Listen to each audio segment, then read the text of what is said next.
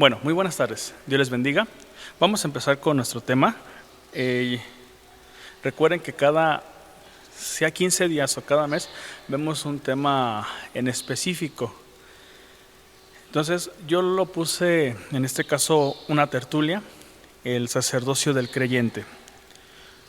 Vamos a ver qué es sacerdocio, tipos de sacerdocios, sus funciones, etcétera. Va a ser algo muy sencillo y espero que también sea nutrido. Primera pregunta: ¿qué significa la palabra sacerdote? Primera pregunta: ¿qué significa la palabra sacerdote?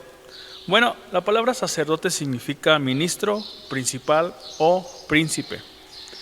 ¿Qué trabajos o funciones desempeña un sacerdote? Bueno, es un mediador en los cultos religiosos.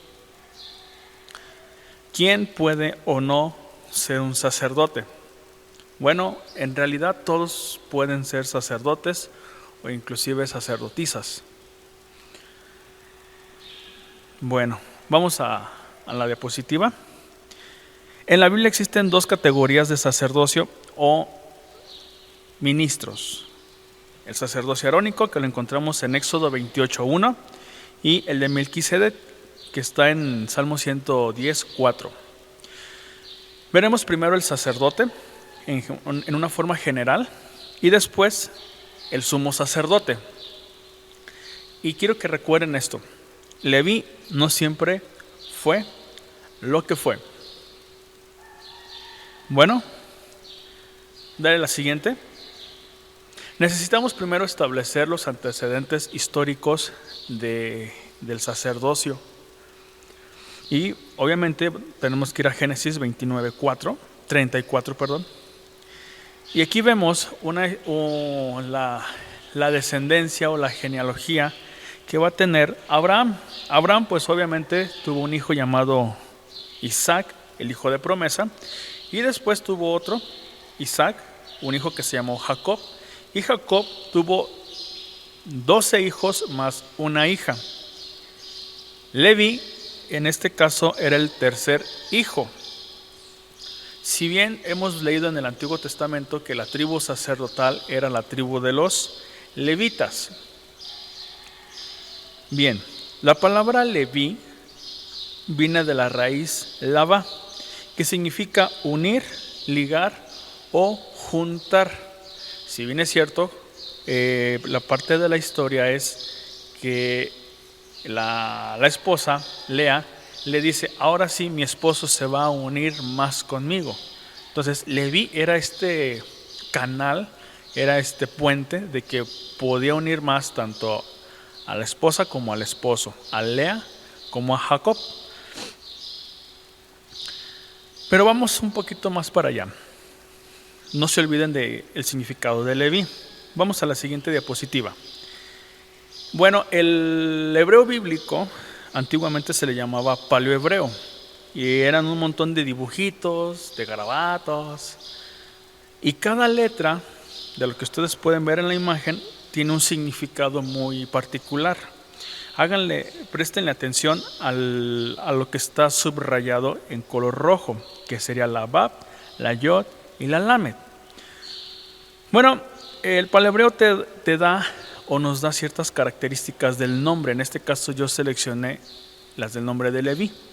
Entonces, Lamed es vara, aguijón, autoridad, control, o en este caso avanzar. La letra Vav significa clavo o estaca. Yud significa brazo, mano, obra o trabajo. Ya con esto nos da una perspectiva de lo que va a ser Leví, su chamba o su funcionabilidad. ¿Qué significa Leví? Bueno, Leví significa unir o ligar. Y es interesante cómo la mamá le puso este nombre, no tan solo porque lo iba a ligar más esposo y esposa, sino que también él estaba dando un significado profético de lo que Leví iba a realizar. El trabajo del levita era unir o clavar al pueblo con Dios. porque le fue dada autoridad. De aquel lado vemos el estandarte de la tribu de Leví. Vemos una placa con 12 colores, o en este caso cada color representa una tribu. Recordemos que el sacerdocio o el sumo sacerdote tenía que estar intercediendo por el pueblo una vez al año dentro del lugar santísimo. Entonces el sumo sacerdote se ponía esta placa, se colocaba esta placa para poder presentar a todos los hijos de Israel delante del Padre. Pero, como les dije, Leví no fue lo que siempre fue. Bueno, el sacerdote levita, su misión tenía varias. Era enseñar la ley de Dios al pueblo, era ligar al pueblo con Dios, era interceder por el pueblo cuando pecaba, era motivar al pueblo en adoración a Dios, era un ejemplo a seguir por estar más cerca de Dios. Y Dios era su herencia, en este caso no tenía tierras a su nombre. Imagínate, pues todo esto estaba haciendo Leví. Otra vez, Leví no siempre fue lo que fue Leví. ¿Por qué? Porque Leví tiene un pasado interesante, muy oscuro, que no siempre fue de gloria a Dios, amén y aleluya, y vamos a ofrecer sacrificios en alabanza y en adoración. No. Leví, dale a la siguiente. Leví y las armas de guerra. Génesis 34:1, les había comentado en el grupo de WhatsApp que estuvieran leyendo leyendo los capítulos o las citas bíblicas que les estaba enviando. Entonces, esto es todo un resumen. Bueno, dice la Biblia en Génesis 34:1, salió Dina, la hija de Lea, la cual ésta había dado a luz a Jacob, a ver a las hijas del país. Y la vio Siquem, hijo de Hamor, heveo, príncipe de aquella tierra, y la tomó y se acostó con ella, y la deshonró o la violó. 25. Pero sucedió que al tercer día, cuando sentían ellos el mayor dolor, en este caso ellos se habían circuncidado porque habían como pactado entre los hijos de Hamor, o en este caso todos los de aquella tierra, con los hijos de Jacob. Los hijos de Jacob ahora sí que les dijeron, si quieren que tengamos un pacto, circuncídense. Bueno. Entonces se circuncidaron, y en este caso, seguimos con la lectura, cuando ellos sentían el mayor dolor, dos de los hijos de Jacob, Simeón y Leví, hermanos de Dina, tomaron cada uno su espada y vinieron contra la ciudad que estaba desprevenida y mataron a todo varón. Dale a la siguiente. Génesis 49:5. Otra vez aquí está el papá de los 12 hijos, está Jacob, y a cada hijo le está diciendo, tú vas a hacer esto, te vas a dedicar a aquello, y como que les está hablando proféticamente. Pero cuando llega a estos dos hermanos, a Simeón y Leví, dice, Simeón y Leví son hermanos, armas de iniquidad sus armas. En su consejo no entre mi alma, ni mi espíritu se junte en su compañía, porque en su furor mataron a hombres y en su temeridad desjarretaron toros.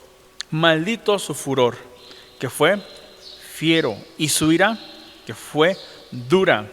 Yo los apartaré en Jacob y los esparciré en Israel. Esta es una profecía muy interesante y muy buena, muy curioso, porque padre, te voy a decir una vez, cuando vayas a corregir a tu hijo, corrígele la actitud. No le corrijas quién es él. Eres un malvado, eres un tonto. No, sino vete a la actitud. ¿Qué actitud está teniendo? Y en este caso, ¿por qué? ¿Por qué? Porque si bien el papá lo que les estaba diciendo desde aquí, desde el versículo 7, yo los apartaré en Jacob, la palabra apartar, fíjate, era de que iban a ser dispersados entre toda la tierra de Israel, que no iban a tener una heredad, que no iban a tener una tierra como tal, como los demás hijos. Entonces ya desde aquí su papá les está diciendo: ustedes no van a tener una heredad propia. Y todavía recalca más Jacob el hecho de que diga: Simeón y Leví son hermanos, armas de iniquidad sus armas. Es decir, todo lo que sus instrumentos son instrumentos de guerra. Todo lo que vayan a hacer va a ser violento. Entonces, aún hasta aquí, hasta este momento, aún no había indicios del sacerdocio. Y seguimos más adelante. Dale a la siguiente. Este es el árbol genealógico de Leví. Pues Leví tuvo 3 hijos: Gersón, Coat y Merari. De estos, vamos a tomar el del medio, Coat. Vamos a tomar el de mero arriba, Amram. Tuvo 3 hijos: Aarón, Moisés y Miriam. En este caso vamos a tomar a Aarón y sus 4 hijos: Abinadab, Abiú, Eleazar e Itamar. Aarón y sus hijos, Dios les había dicho en Éxodo 28:1 que iba a ser los sumos sacerdotes, o todo sumo sacerdote tenía que venir de la casa o de la familia de Aarón, nadie más. O sea, nadie más podía, solo de Aarón. Y todos los demás hijos, en este caso más adelante vamos a ver, todos los demás hijos o hermanos o parientes iban a estar al servicio de los sumos sacerdotes. Y quiero que vean de Aarón, Eleazar y Fines. Fines es una figura muy importante que vamos a ver más para adelante en un libro deuterocanónico. Entonces todo esto es, en este caso, el libro de Éxodo. Pues los que hemos leído ya lo que es el Éxodo, pues vemos de que quedan esclavos por un determinado tiempo, y después Dios envía a Moisés. Tiene sus detalles Moisés, al final va Moisés, saca al pueblo de Egipto, y llega una parte muy interesante cuando ya cruzan el mar de los juncos, y tiene sus detalles en el transcurso que van hacia el Sinaí, y llegan a esta parte, de la siguiente. Esta parte, aunque es difícil tal vez de creer, comprender, de hecho ya la habíamos visto en otra presentación. Si quieren, para el próximo mes o en 15 días lo vemos, no tengo problema de la ruta del Éxodo. Esta piedra es la piedra que cuando Moisés se enojó, otra vez el enojo, Dios le dijo: no me vas a entrar a la tierra, no la vas a heredar tú, Moy. Pues esta piedra fue donde brotaba agua, de esta piedrecita. Esta piedra mide 20 metros. Y pues, si quieren, les digo, para el siguiente mes o a los 15 días, vemos este estudio. Después, pues siguen avanzando y llegan a darle la siguiente diapositiva. Llegan a esta parte, al monte Sinaí, que se encuentra en Arabia Saudita. Vuelvo otra vez, si quieren verlo más a detalle, pues lo vemos en 15 días o un mes. Y vamos a darle la otra para que quede un poquito más claro. Ahí está. Todo lo de abajo, o la base, es donde estaban los hijos de Israel. Lo que está subrayado de rojo es el monte Sinaí. Y aquí es donde Moy recibe la tabla de los 10 mandamientos y otras leyes. Todos los hijos de Israel estaban pues abajo. Dios les había dicho a Moisés: pues sube conmigo y tráete unos poquitos más para que platiquemos, para que entremos en pacto, para que comamos, curiosamente. Y todo el pueblo que se quede abajo. Entonces Dios aquí está hablando y le dice: oye, ¿sabes qué? Dale a la siguiente. Vamos a hacer un reino de sacerdotes. En Éxodo 19:5 dice: ahora pues, si diereis oído a mi voz, no tan solo, es decir, aquí, pues, dieres oído a mi voz, si me prestas atención, con la finalidad de obedecer, y guardaréis mi pacto, vosotros o ustedes serán mi especial tesoro sobre todos los pueblos, porque mía es toda la tierra. O sea, Dios le pudo haber dicho a cualquier país, a cualquier nación de este bendito mundo, porque la tierra es suya, no lo podía hacer, pero Él dijo, tengo que escoger un pueblo en particular, no importa cuál, pero uno tiene que ser.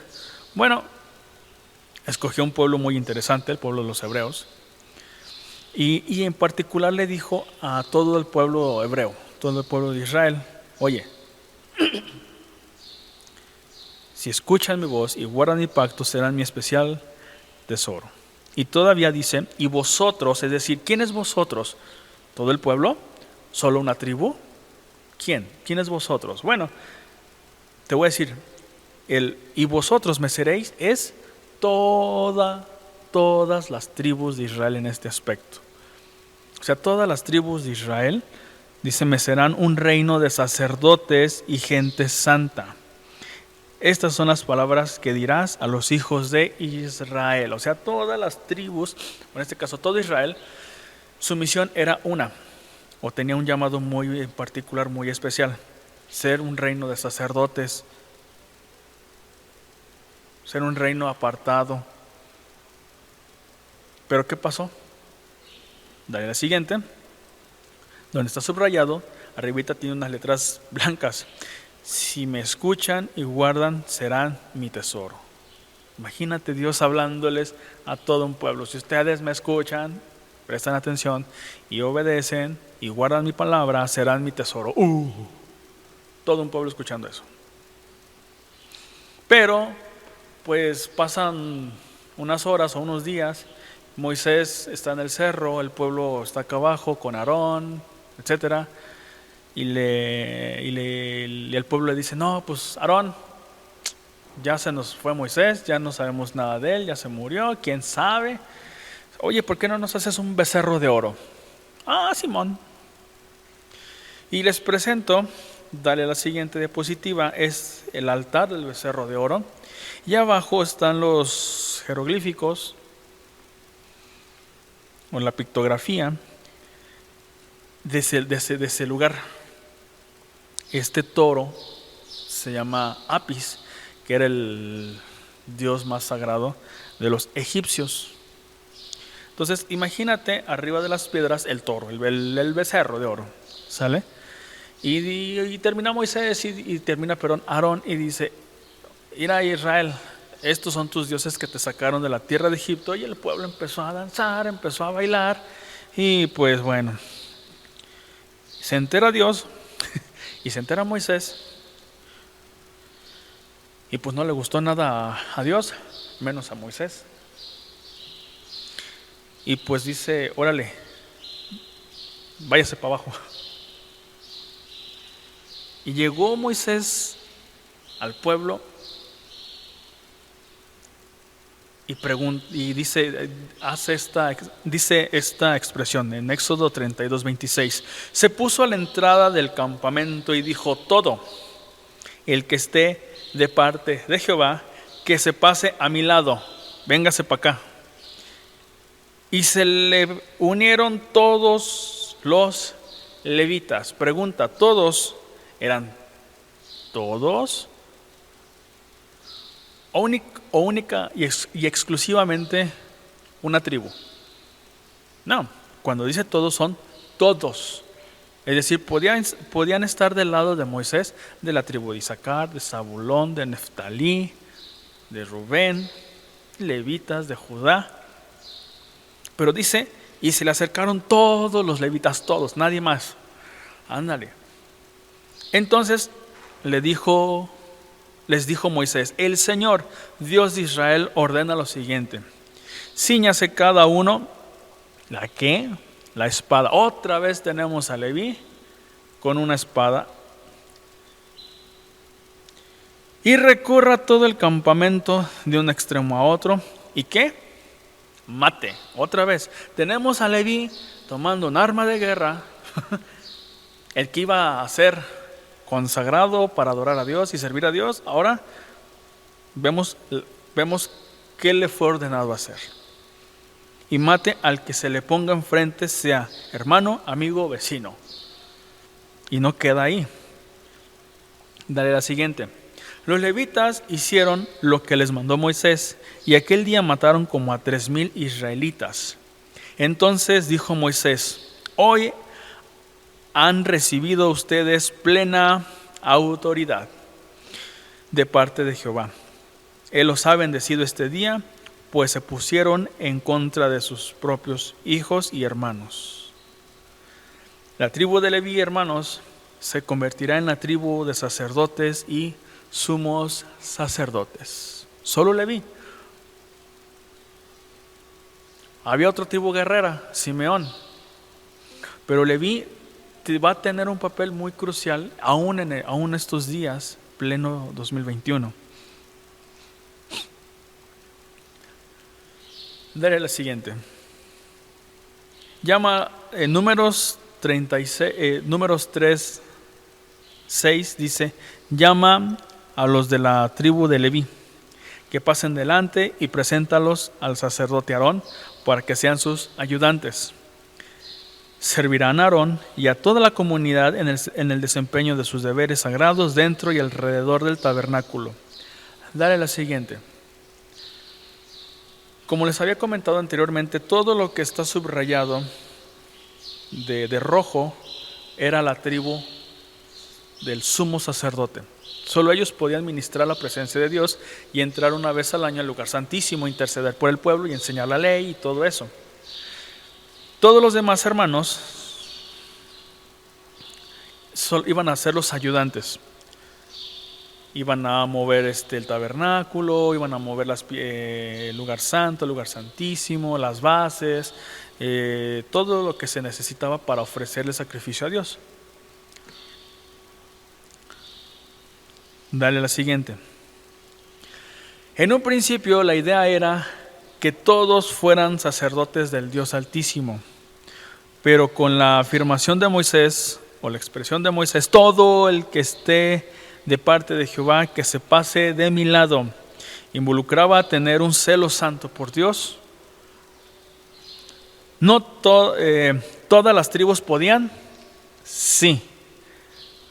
Todas respondieron, no, solo una. ¿Qué significa Leví? Aquel que está uniendo. Incluso ya había algo profético ahí. Leví se iba a encargar de unir a todo el pueblo a la presencia de Dios. ¿Por qué? Porque le fue dada esa autoridad. Deuteronomio 18:1, los sacerdotes levitas, es decir, toda la tribu de Leví, no tendrán parte ni heredad en Israel. De las ofrendas quemadas a Jehová y de la heredad de él comerán. No tendrán pues heredad entre sus hermanos. Jehová es su heredad, como él les ha dicho. Y vemos, aun cuando salen, ya habían pasado una buena cantidad de años, desde que su papá les dijo, los voy a dispersar en Israel, hasta este momento, en Deuteronomio, ya habían pasado una buena cantidad de tiempo. Y todavía la maldición, por así decirlo, permanecía, perduraba y todavía sigue perdurando. Por eso, papá, fíjate bien qué le vas a decir a tu hijo. Fíjate bien cómo se lo vas a decir también. Hay que ser sabios. Porque hay maldiciones que pueden durar años, generaciones enteras. Pero esto también puede ser bueno en cierta forma. Dios también transforma y Dios también cambia. Más adelante vamos a ver. De la siguiente.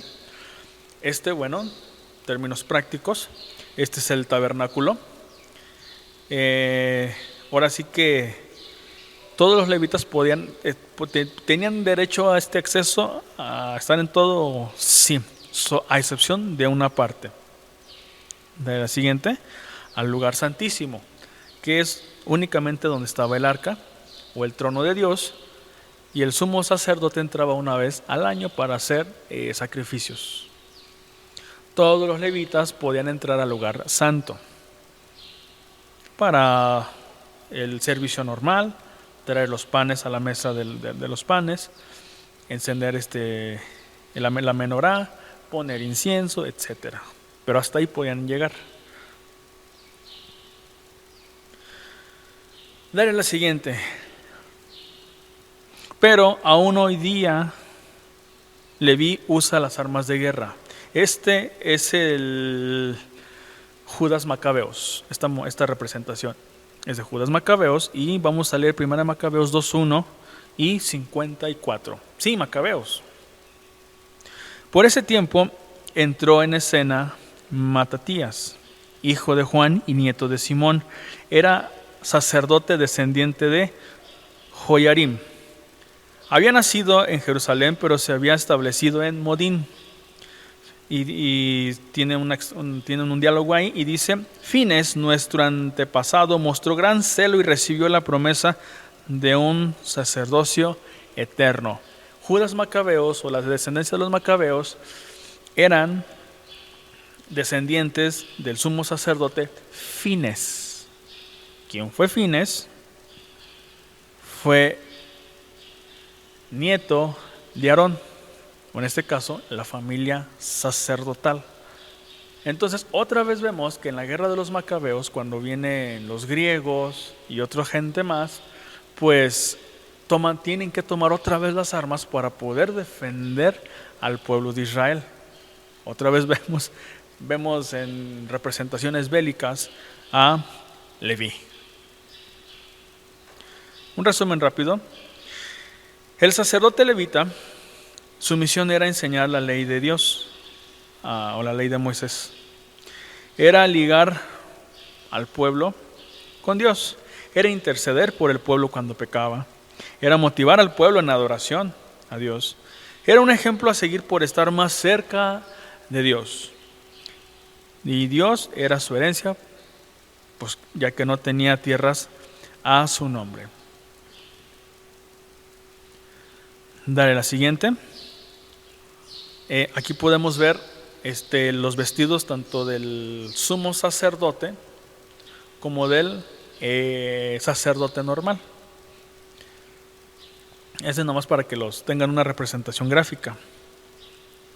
Dale la siguiente. Bueno, esto era el sacerdote levita, de una forma muy general, que es lo que hacían.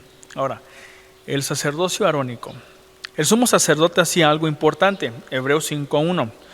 Todo sumo sacerdote es escogido de entre los hermanos, de entre los hombres. Él mismo es nombrado para representar a su pueblo ante Dios y ofrecer dones y sacrificios por los pecados. Nadie ocupa ese cargo por iniciativa propia. Más bien, lo ocupa el que es llamado por Dios, como sucedió con Aarón. Algunas desventajas, dale la siguiente. Algunas desventajas, que representa en Hebreos 7:23, pues ahora bien, como aquellos sacerdotes la muerte les impedía seguir ejerciendo sus funciones, ha habido muchos de ellos. Se necesitarían varios sumos sacerdotes para estar intercediendo por el pueblo hasta este año 2021.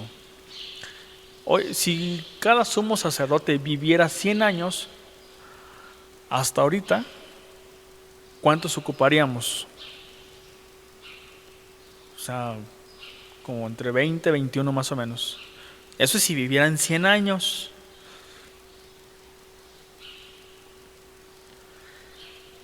Entonces imagínate, desde que murió Jesús, estaba ahí un sumo sacerdote y otros 100 años y 100 años y 100 años. Eran hasta ahorita, imagínate. No, es muy complicado. Era una desventaja. Y donde no hubiera, ¿quién intercedía? Dale la siguiente. Hebreos 7:27. Como aquellos sumos sacerdotes de ofrecer primero sacrificios por sus propios pecados y luego por los del pueblo. O sea, no se podían presentar delante de Dios sin primero presentar su ofrenda por el pecado. Y después, ya que quedaban limpios ritualmente y todo eso, ofrecían el sacrificio por el pueblo. Te voy a poner un ejemplo en Levítico 4:3. Si el que peca es el sacerdote ungido o el sumo sacerdote, trayendo culpa sobre el pueblo, que entonces ofrezca al Señor un novillo sin defecto como ofrenda por el pecado que ha cometido. O imagínate, yo soy el sumo sacerdote y robo, y después como que lo veo que no tiene mucha importancia o lo tomo muy a la ligera, y viene una persona que robó. ¿Qué le podría yo decir? Pudiera yo decir? No te preocupes. Obviamente pues yo estoy pecando. Y sí, presento mi ofrenda y toda la cosa, pero si lo vuelvo a hacer otra vez y otra vez, y solo traigo las ofrendas, ¿en realidad estoy siendo yo limpiado de mi conciencia por lo menos? No. Y cuando venga una persona para que ha robado, yo ¿cómo voy a proceder? Pueden ser dos cosas. O le digo, no, arrepiéntete, pecador, y demuestra cómo está mi corazón. O no te preocupes, no pasa nada. Tomándolo a la ligera, ¿cómo lo va a tomar él? No tan solo él cómo lo va a expresar afuera en el pueblo, cómo lo va a expresar en su comunidad. A la ligera. ¿Por qué? Porque yo lo tomé a la ligera. Entonces, para estas situaciones, cuando el sacerdote pecaba, tenía que ofrecer el sacrificio y después el sacrificio del pueblo para poder interceder con Dios. Entonces, el sumo sacerdote tenía roles importantes, sí, pues era el que intercedía delante de Dios porque Dios así le había dicho. Decía Dios, así tiene que ser, solo tú, Aarón, y toda tu familia. Pero todos los demás pueblos todas las demás tribus de Israel solamente podían también ingresar al sacerdocio, pero como no quisieron acercarse, solo Leví, pues solo ellos se consagraron, nadie más. O sea, todos podían. Todos obedecieron, no. Dale la siguiente. El sacerdocio según el orden del Melquisedec o rey de justicia. Génesis 14:18 dice: entonces Melquisedec, rey de Salem y sacerdote del Dios Altísimo, sacó pan y vino y le bendijo diciendo: bendito sea Abraham del Dios Altísimo, creador de los cielos y de la tierra, y bendito sea el Dios Altísimo, que entregó tus enemigos en tu mano. Y le dio a Abraham los diezmos de todo. Esta es la primera mención de Melquisedec, o rey de justicia, que tenía, que tanto era rey, pero también sacerdote. Tenía estas dos cualidades sumamente importantes. La otra mención se encuentra en Salmo 110:4. Juró Jehová y no se arrepentirá. Tú eres sacerdote para siempre según el orden de Melquisedec. El secreto es que a Dios le dio su regalada gana. Es una promesa. Recuerden esto. Estas son las dos menciones en el Antiguo Testamento. Y en el Nuevo, pues está en el libro de los Hebreos. El sumo sacerdote se presenta a Dios para interceder al pueblo. ¿Sí? Ya lo habíamos visto. Ahora, vamos a hablar aquí de Jesús, su función de sumo sacerdote. Dice: nos convenía tener un sumo sacerdote así, de estas cualidades, de estas características. Primero, irreprochable, puro, apartado de los pecadores y exaltado sobre los cielos. Te voy a hacer una pregunta. ¿Presentó ofrenda Jesús al Padre? Podemos decir sí. ¿Cuál? ¿Quién? ¿Qué? ¿Su vida? Tal vez. Bueno, vamos a la siguiente. Siguiente diapositiva. Otra vez vemos el lugar santo y el lugar santísimo. Jesús, como sumo sacerdote, tiene una entrada directa al Padre. El sumo sacerdote normal también tenía una entrada directa al Padre. Los dos, independientemente de la condición, ¿sí? Pero solo el sumo sacerdote podía ingresar a este lugar, a la presencia de Dios. Vamos a seguir. En Hebreos 8:1 dice: ahora bien, el punto principal de lo que venimos diciendo es que tenemos tal sumo sacerdote, el cual se sentó a la diestra del trono de la majestad en los cielos, ministro del santuario y de aquel verdadero tabernáculo que levantó el Señor y no el hombre. Porque todo sumo sacerdote está constituido para presentar ofrendas y sacrificios, por lo cual es necesario que también es decir, Jesús, tenga algo que ofrecer. ¿Presentó ofrenda Jesús al Padre? ¿Podemos decir su vida? Sí. ¿Pero pudo presentar otra cosa? Si quitamos su vida, por ejemplo, ¿pudo presentar otra cosa? Y yo te voy a decir que sí.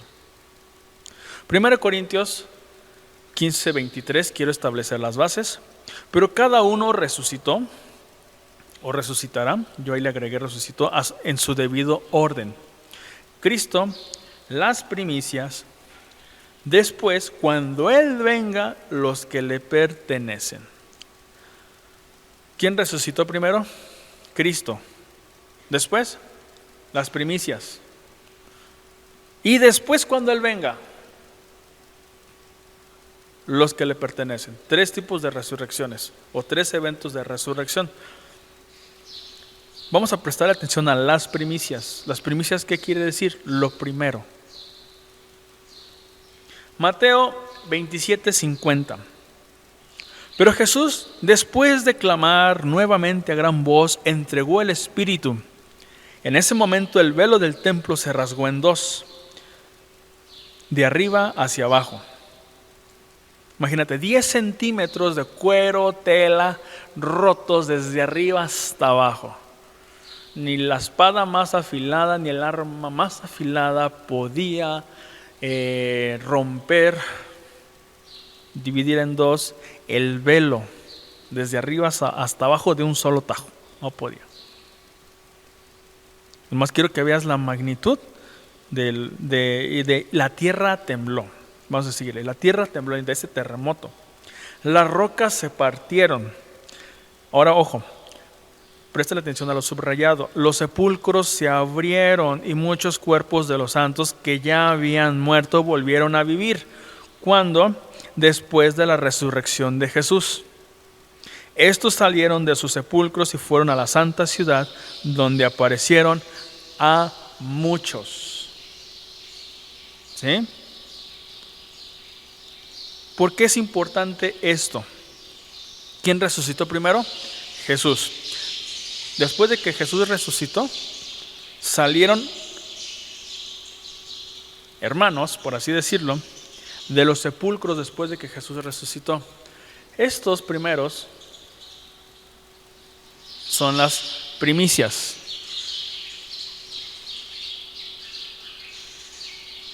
Dale a la siguiente.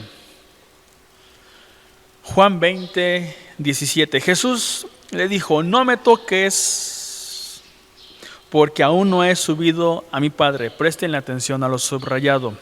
Mas ve a mis hermanos y dile: suba a mi Padre y a vuestro Padre, y a mi Dios y a vuestro Dios. Cuenta la historia. Bien, dale la siguiente.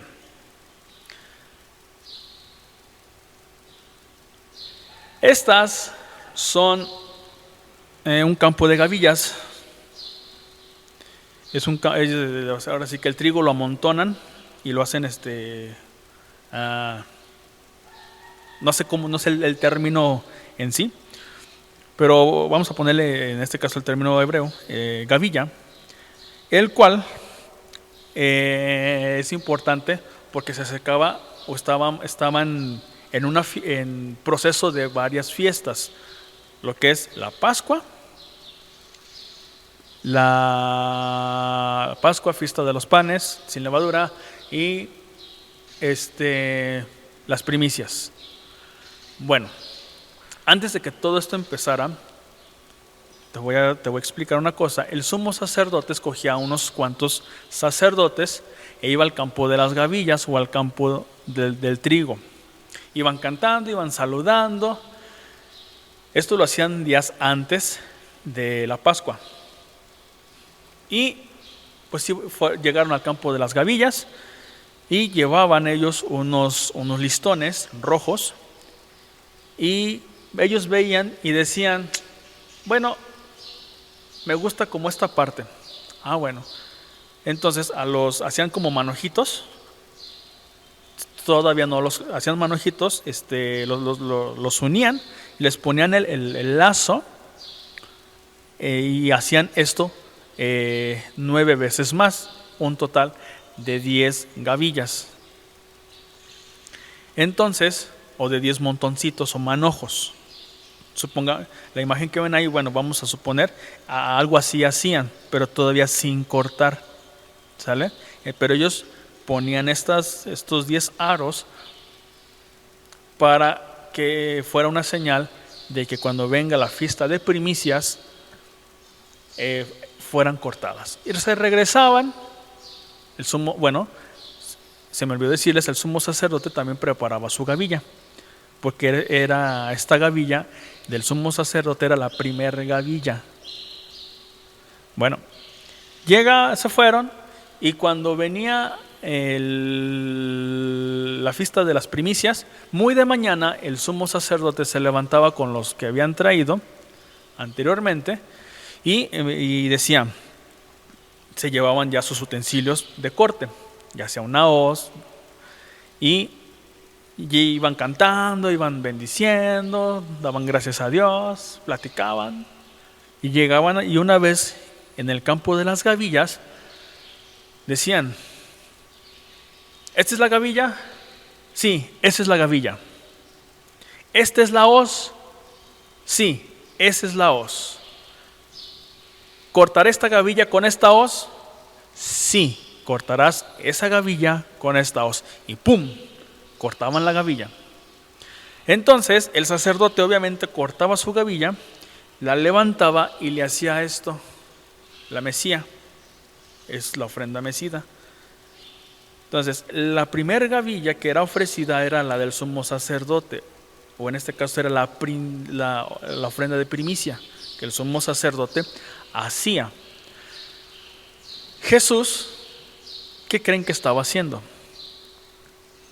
Cuando se levanta temprano y le dice a las mujeres: no me toques, no porque se le hubiera quitado la santidad o se hubiera mezclado con la inmundicia, no, sino porque todavía le dice: aún no he subido a mi Padre. ¿Por qué tenía que subir al Padre?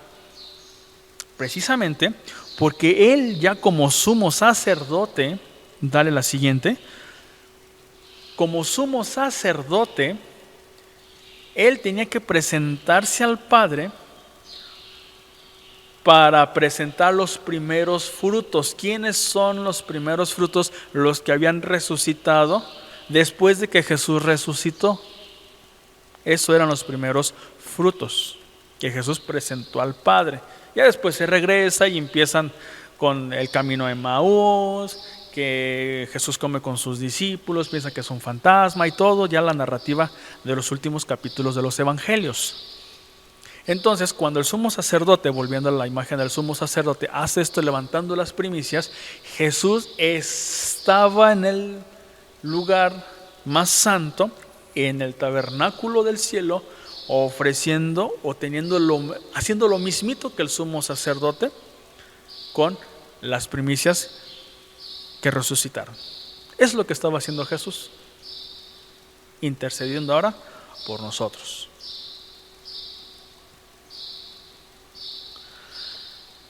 Bendito Dios por eso. Y vamos a la siguiente, Hebreos 4:14.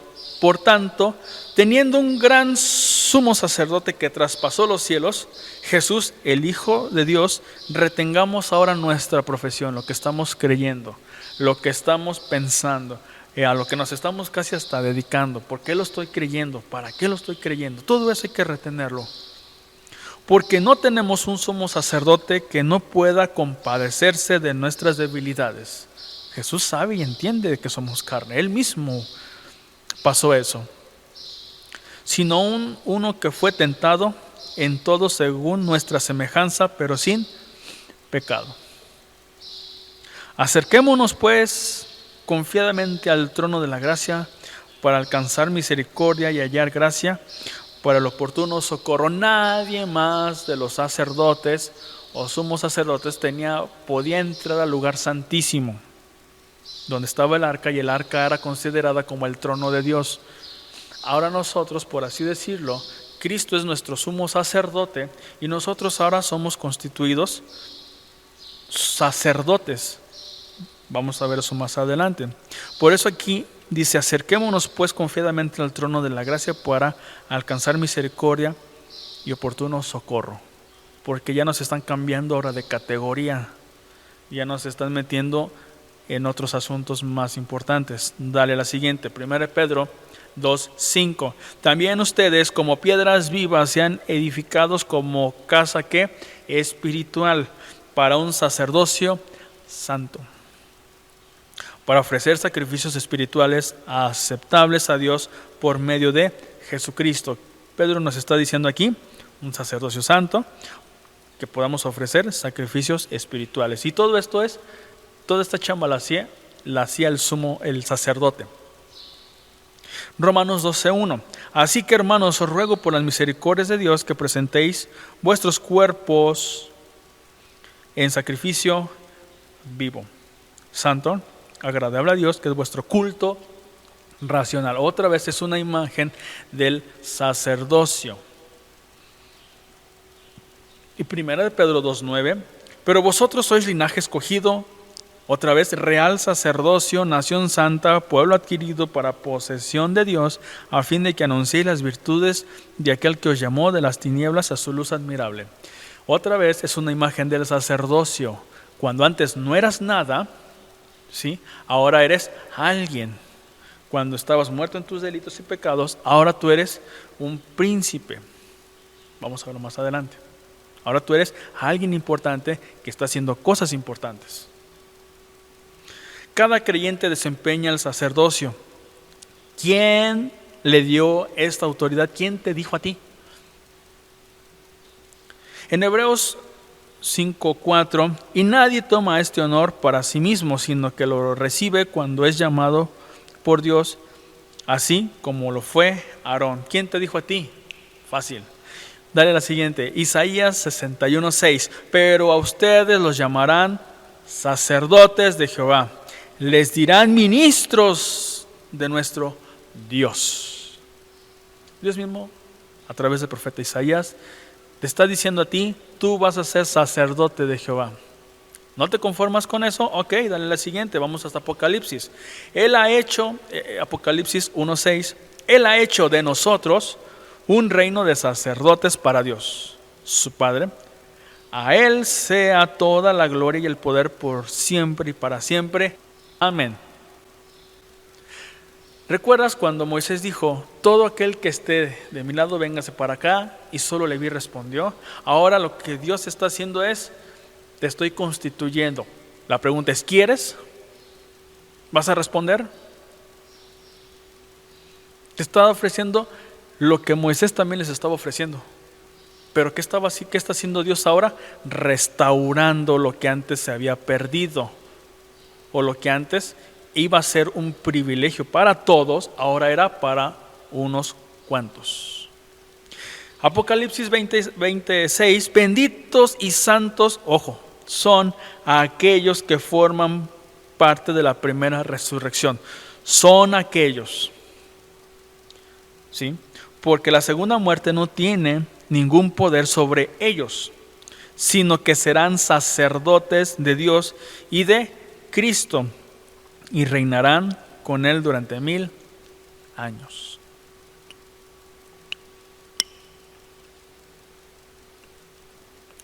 Dale la siguiente, ya casi acabamos, gracias a Dios. Jesús es el sumo sacerdote, es el que está intercediendo por nosotros, por todos. Todo creyente es constituido sacerdote para ayudar al sumo sacerdote y pueda participar en sacrificios, dirigir al pueblo, participar en el templo. Es decir, usted tiene autoridad. Así como Aarón fue constituido sumo sacerdote y todos sus demás hermanos eran sus ayudantes, ahora Jesús es nuestro sumo sacerdote y todo aquel que se llega a él es constituido sacerdote para poderlo ayudar. Ahora, dale a la siguiente. Ahora entendemos las exigencias de Jesús. ¿Por qué Jesús nos dejaba muchas veces más difícil que la mismísima Torá, que la mismísima ley de Moisés? En Mateo 25, por ejemplo, porque os digo que si vuestra justicia no fuere mayor que la de los escribas y de los fariseos, no entraréis en el reino de los cielos. Y tu justicia, ¿por qué? Porque Jesús vendría a ser llamado el Melquisedec, o el rey de justicia, o el rey de la justicia, imagínate. Y si el rey de la justicia tenía que estar obedeciendo a la voluntad del Padre, cuánto más tú, cuánto más yo, porque Jesús nos iba a necesitar. ¿Me quieres seguir? Sí, estas son las condiciones. ¿Quieres ser mi discípulo? Sí, esto es lo que tienes que hacer. Esto es el comportamiento. Estas son las decisiones. Oíste que fue dicho, versículo 21, oíste que fue dicho a los antiguos, no matarás. En otras partes también dice, no robarás, no harás esto, no haz lo otro. Mas yo os digo, cualquiera que. Mas yo os digo esto, mas yo os digo lo otro. O sea, Jesús lo que nos estaba era preparando para ir más allá de la letra, más allá de lo que la misma Torá, la misma ley de Moisés nos estaba permitiendo. Claro, la ley de Moisés era la base y de ahí constrúyele. Jesús, ¿qué estaba diciendo? Hay que construir más allá, hay que ir más allá de lo que sencillamente la ley de Moisés nos está pidiendo. Tenemos que actuar de una manera justa, porque yo voy a ser el rey de justicia y los necesito preparar a ustedes. ¿Por qué? Porque Él es el rey de justicia y tú eres el príncipe. Príncipe significa el primer ciudadano. El rey pone las leyes, pone las normas, y el hijo o el príncipe es el primero en que obedece. Es el primero en que está a la disposición de obedecer lo que el rey, su papá, le está indicando. Si no, el pueblo, ¿cómo le va a obedecer? Por eso dice la Biblia en Pedro que el juicio tiene que empezar primero por la casa, por ustedes, y después por los de afuera. Así que es una advertencia de cómo nos debemos de conducir, cómo debemos de pensar. Y ahora que tenemos esta responsabilidad, que conocemos esta responsabilidad de ser sacerdotes, príncipes, ministros de la gracia de Dios, tenemos una responsabilidad mayor todavía. ¿Quién se anima? Dale la siguiente, conclusiones. Juan 15:13, porque ejemplo os he dado para que como yo os he hecho, vosotros también hagáis. Y primera de Juan 2:9, los que dicen que viven en Dios deben vivir como Jesús vivió. ¿Cómo vivió Jesús? ¿Cómo anduvo Jesús? Agradando al Padre, sirviendo al Padre. Y se constituyó sumo sacerdote. Y si yo quiero ser sacerdote o su ayudante, por así decirlo, tengo que entonces yo someterme bajo su autoridad. ¿Va a haber recompensa? Sí, va a haber recompensa, pero debemos de permanecer, Debemos de no tan solo decirlo, sino de demostrarlo quiénes somos. Porque algún día seremos juzgados aún hasta por lo que no. Y yo creo que es más bonito en que si Dios nos ha dado algo, y si nos va a juzgar casi por eso, debemos de responderle. Aunque sea poquito.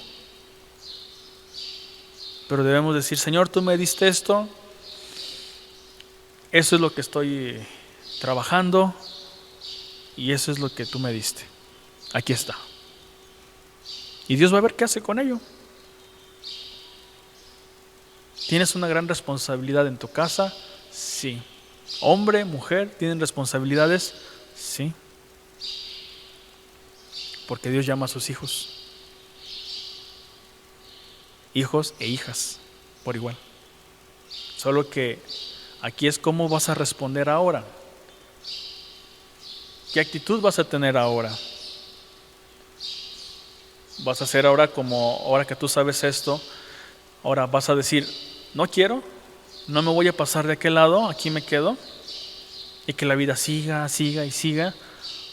¿O vas a responder al llamado que te hizo Moisés y el llamado que está haciendo Jesús? Sígueme.